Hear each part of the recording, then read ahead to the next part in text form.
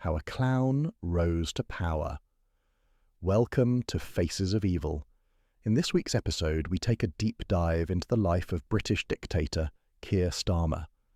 Learn how a weak and sickly child grew into Britain's first dictator. We interviewed his friends, family and teachers to see what made the man the British people hate so much.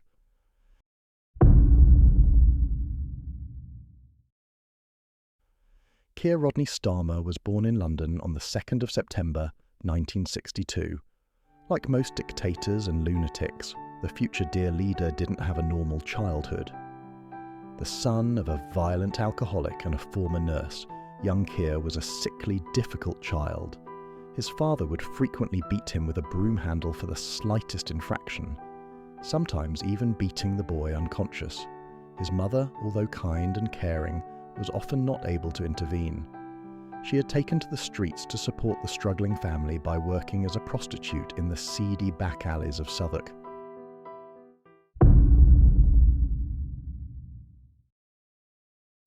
Life for the young dictator was hard, so he would frequently escape reality by engaging with his imaginary friend, Henry. As Keir himself put it, Henry was the only person I could turn to when times were bad. Sometimes young Keir would wake up screaming in the night, having wet the bed. This continued until his early teens, and although Keir himself denies this, his mother later wrote about his episodes in her memoirs. What is clear is that even at a young age, the future Prime Minister had serious problems which would only get worse when his mother was arrested for soliciting some time after Keir's 5th birthday. After her release from prison, the family were shamed by the community and were forced to leave the neighbourhood that they called home. By this time, Keir's father had managed to get his act together and stop drinking. He was finally able to find work as a toolmaker, eventually going on to buy the factory a few years later. Experts believe that this time was pivotal in young Starmer's life. His father was a tyrannical employer and would frequently abuse his staff, even going so far as to use physical violence. The young dictator watched his father, a keen follower of Joseph Stalin's philosophy, with delight, and began to revel in the thought of power over other people. Dark thoughts began to present themselves in Keir's mind. His teachers at the time began to notice changes. Keir's former head teacher, Professor Hugh Jorgan, tells us his thoughts on the Dear Leader. But he is very severely psychopathic, in my opinion.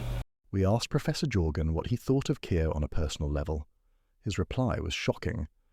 Very egocentric, narcissistic, somewhat grandiose, to be able to gift the gab, being very glib but quite superficial, particular ability to manipulate others in social interactions. That's one component. We then asked the professor what he felt when he first met the ice-cold dictator.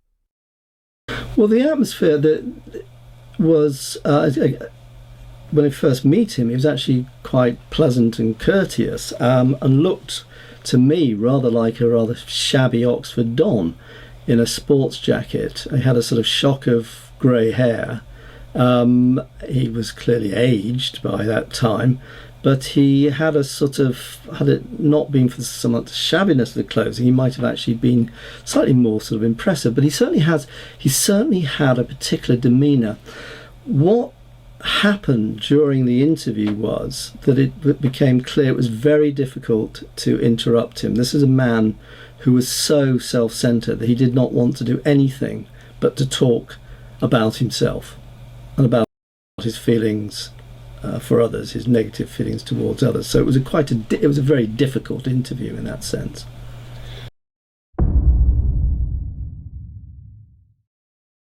We spoke to the dictator's classmates who remembered him as a strange and quiet boy, preferring to watch other people. As he got older, he began to develop a temper and would launch into rants about human rights and equality to anyone who would listen. Classmates took no notice of Keir, as his monotone voice and cold personality made him very difficult to listen to for long periods. A former pupil at the school told us, "Keir was always trying to force his bloody opinions on you. He tried to set up a young communists club after school, but nobody was interested. I always had a bad feeling about him, like he was scheming and plotting to do something." He wasn't wrong. By this time, Keir was already developing strange fantasies and began to display frightening behaviours. Keir himself told our interviewer, this was about the time he began dissecting live animals in the basement of his father's factory. Keir claims this was a genuine interest in biology, but an expert we spoke to said this was often the beginning of a narcissistic and sociopathic personality developing.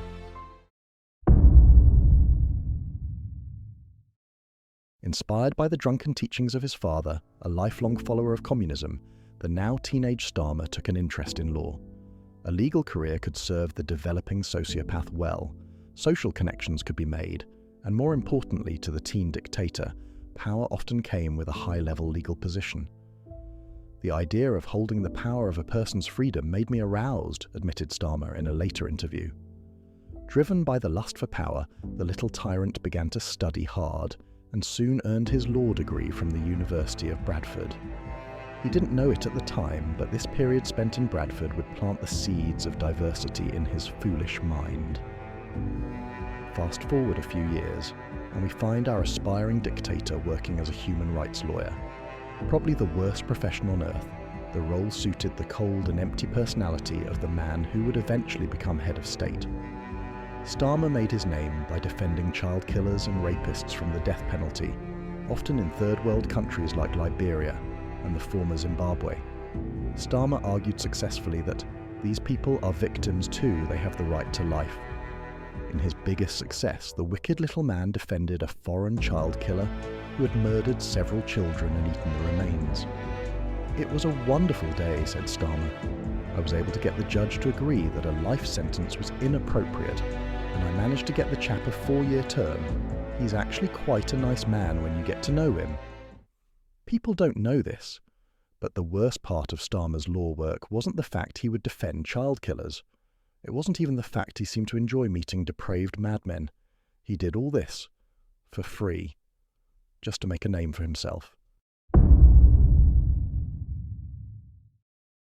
After years of disastrous Tory government, Starmer, now Sir Keir, finds himself at the helm of the popular Labour Party. He has managed to climb the slippery pole and ascend to the highest political office.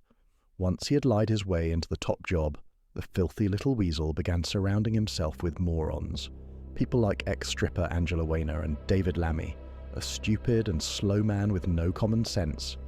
Starmer knew that the only way to hold on to power was to work with people of low intelligence. Empty-headed bean counter Rachel Reeves fit the bill perfectly. Raised by illiterate parents in the far south of the country, Rachel from Accounts, as she became known, was made Chancellor of the Exchequer despite being unable to use numbers bigger than the amount of fingers on her hands. Famously slow, Labour dimwit Diane Abacus has been mentoring the new Chancellor in the simple task of destroying the nation's finances, a task even Abacus has managed to not fuck up completely. How does Keir's government look today? The country is in ruins. The social contract between the state and the people is over. Ordinary, decent and hard-working people are furious. Unchecked immigration, terror attacks, constant lying and gaslighting by the vile Starmer regime have brought the nation to boiling point. The corrupt judges appointed by the regime have begun to dismantle the rule of law and replace it with a two-tier system, to favour Starmer's illegal migrants and foreign sex criminals. The police, once respected around the world, have become a laughingstock, weakened by the woke mind virus that has seeped into everyday life, like a cancer draining the life from the nation. The highest levels of government have been infiltrated by Islamists.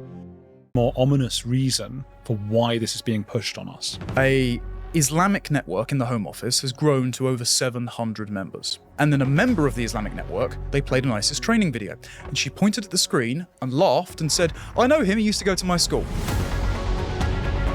Lots of people will be surprised to hear that the government coordinates to minimize reputation damage to Islam, and it has done for over a decade. And it also stages events and controls the front pages of newspapers. And the message is always, don't blame Islam for the terror attacks that followers of Islam committed.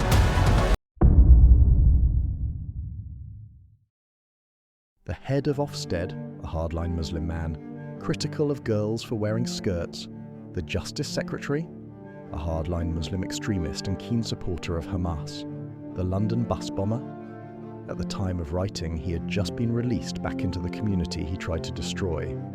I wish him well, said the judge who released the mass murderer. The bus bomber can't be electronically tagged due to his human fucking rights. Unbelievable. I could go on with endless reasons to hate the current government, but I'll just leave you with this thought. Has the time come for revolution? Can we really vote our way out of the rotten hellhole known as Starmer's Britain? Or is war the only way? Thanks for watching. My name is Fred West, and you've been watching Faces of Evil. Make sure to subscribe and let us know in the comments who we should do next.